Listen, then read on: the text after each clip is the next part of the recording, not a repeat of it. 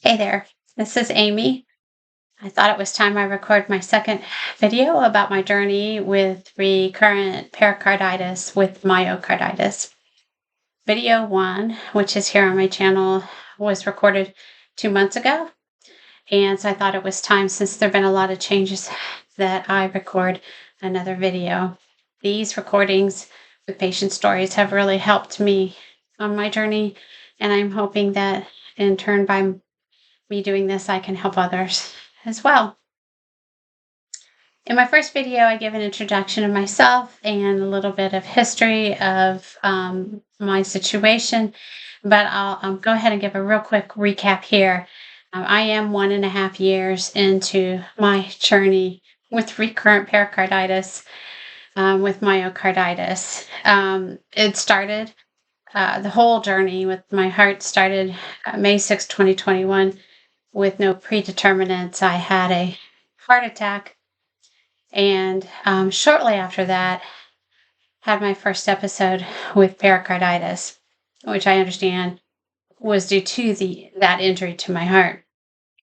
1 year later, I had the fourth COVID booster, and that also resulted in a flare-up of pericarditis. In both cases, I was treated immediately with colchicine and recovered pretty quickly. But with the second flare-up, it returned shortly after everything had cleared up, and I thought I was fine. What was different then was I was with new insurance, so new care team, and I had to become a strong advocate for myself. And I highly advise you to do that. Once you've had pericarditis, you know what it is. And if your doctors are telling you nothing's wrong or to take Tums, keep pushing. If you are sure you have pericarditis, at least push until you get that one definitive test, like the cardiac MRI, before you hear otherwise, that you're okay. That's what I did. So it took me a year to get my cardiac MRI. And when I did, I was told, yeah, you have pericarditis, but it's worse. It's spread to your heart. You also have your heart is involved. And so with that, you're too complicated to get your care here. And I was referred to the Cleveland Clinic, which is about 3.5 hours from my home. So I have myocarditis and pericarditis. And the Cleveland Clinic is amazing. And they have a center there that deals with diseases of the pericardium. So it's the perfect place if you're in a situation like I am. The treatment, I shared this in my first video, but the treatment has been a high dose of aspirin, steroids, colchicine, and we doubled my heart medicine, which is metoprolol. My previous care team had also prescribed ibuprofen, and I want to mention this because I learned at the Cleveland Clinic that if you have a history of a heart attack, you should not be taking ibuprofen. So fortunately, I was only on it for a short time, and so I did not experience a second heart attack or the other risks of a patient like me being on that. Again, this speaks to being a good advocate for yourself. So I know if you watched the first video, you could tell I was having trouble breathing, even just when I talk. And that is still the case. But hopefully you are hearing the improvement that I am feeling.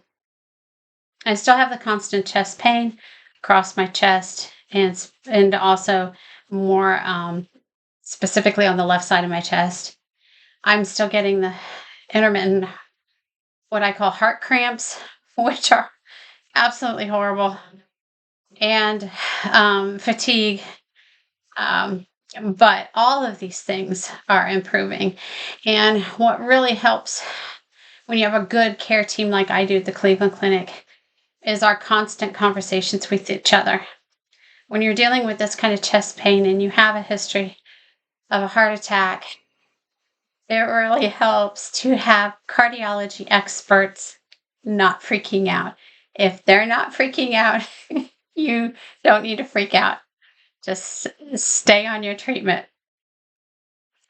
So I mentioned the prescriptions that I'm on. What's changed since my last video is we've started to taper.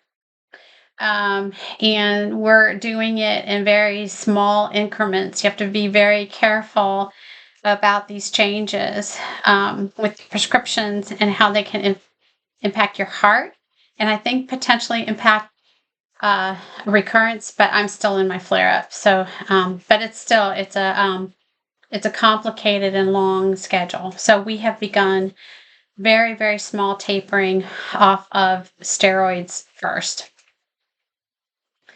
And then every 2 weeks, I go to my local hospital and have a blood draw.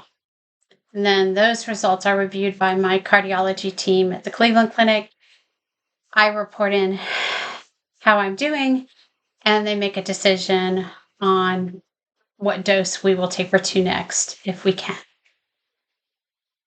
And I am of the understanding it'll take, I'm recording this at the end of March of 24, and I'm of the understanding it could take most of this year to get me off of each of these drugs that we will taper off of. And those are the steroids. I think maybe we'll do the aspirin next, the high dose aspirin, not sure. And then eventually the colchicine too. And while we're doing that, one other thing that's major that changed that I mentioned in my first video is I did get placed on the daily injections, and I am on Kineret. My understanding that another popular one is Arcalyst. So I can only speak to Kineret. It is a daily injection. If you get put on Kineret, I really recommend you make use of your pharmacist team. They're experts in how to administer this medication. But also, I have a specialty pharmacy where I have to get mine from, and they have nurses there who check on me. But I also can call them if I have questions. Great, great advice. And they have so many tips that can really help you with this. So don't go it alone. Don't try to figure it out by yourself. Please use your health team with your pharmacies. And also, of course, checking in with your cardiology team. So I just want to mention some of my tips. One is that I ice for 2 minutes before and 2 minutes after my injection. I'm doing my injection every night. I do it at the same time. They advise you to take your injection out of the refrigerator for an hour before you do the injection. But I've also been advised by the nurses, since I'm having some pain issues with these injections, the medicine is good for up to 12 hours. Please double check. Things may change for you. But with that understanding, I've been advised to take my medicine out of the refrigerator longer. So I'm taking it out 2, sometimes 3 hours before I'm doing my injection. I'm finding that is helping a little bit. There are common reactions to the injections that are like site reactions, rashes, bruising, soreness, swelling. I didn't do this at all first week, and then my legs like exploded. But again, talking to the care team, they were like, we got this, it's going to be fine. And so it's really just a matter of the icing that I shared with you. Also alternate your injection sites. I'm alternating between 4 regions. Both are the front of my thighs. So 2 on the left, 2 on the right. Kineret produces a tracking sheet. I'm using that. That's how I know where to, putting it on a planner, and I'm keeping track of where I injected last so I know where to do next. And if you are having site reactions. The blessing in that is you can see from the rash or the bruise where you've been. But definitely tracking is really important, and the ice is important. And you can have a cortisone cream or 100% aloe vera cream. I've also been told you can refrigerate that to help. But my reactions have slowed down a lot, and I've only been on it for 2 months. So when we finish tapering off the other medications, I will stay on the Kinneret. I've been told I'll be on the Kinneret for a year after we finish the other medications. So my timing I gave on my first video is off. At that point, I thought I had like another year of treatment. I'm 1.5 years into this flare up, and I'm looking at being on treatment for another 1.5 years. It's a long haul. I'm immunocompromised. I will be this entire time. So I'm missing out on high school reunion probably this year. I'm missing out on a lot of things that I want to do, but I'm really focusing on the blessing that this is treatable. I'm going to be back to doing the stuff that I want. Compared to a lot of things that people suffer from, there's a lot of hope with this. So that's what I'm trying to focus on. Some tips I shared in my last video about the pillow kit, and I just want to mention that again. I still cannot lay down when I try to sleep, and so I have a kit I found online that's a wedge pillow and pillows under my knees, and then I prop my arms up with pillows, so I'm basically in this just marshmallowed in to sleep. If I slip down a little bit, the heart pain will wake me up. So that's how much of a difference it makes to prop yourself up. I'm also mentioned in my last video that I have a nutritionist I'm working with because I can't really work out like I used to. I'm normally very athletic, so I'm working with a nutritionist because the lack of activity, I'm worried about weight coming on, and so she's just fabulous in helping me with menus and balancing my carbs and my proteins and staying on track. We've actually increased my calories a little bit. So if you can work with a nutritionist, I highly advise that. Mindfulness is seriously important. I mentioned in the first video, this is all seems physical, but the mental toll is stunning. I do get depressed. I let myself get sad. I let myself grieve because I think you need to honor the condition that you're dealing with and the gravity of it.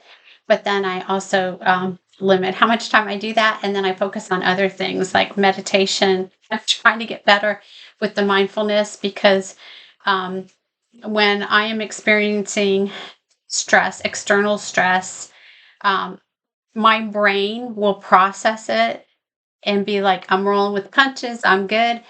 And my body is just freaking out.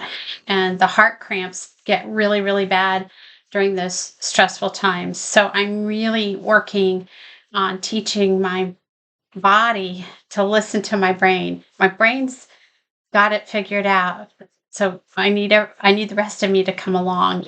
It's not easy, but something that you might want to look at practicing as well. And then for physical activity, when I can go, my husband built me a gym before all this happened. I can go out there and do some things, but it depends on where I'm at with my fatigue and my pain.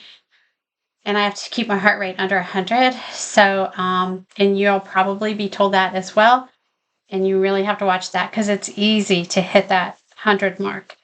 But as important as it is to rest and to not let your heart rate go over 100, it is important that you try to get that physical movement and not let yourself get stroked up.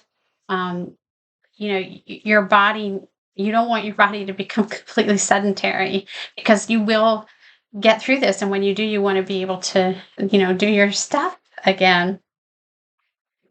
And then my big lifesaver, besides my wonderful husband and my care team and my coworkers who are fabulous about me working from home, and our dogs, quite honestly, important in all of them is my motorcycle, because I can go ride.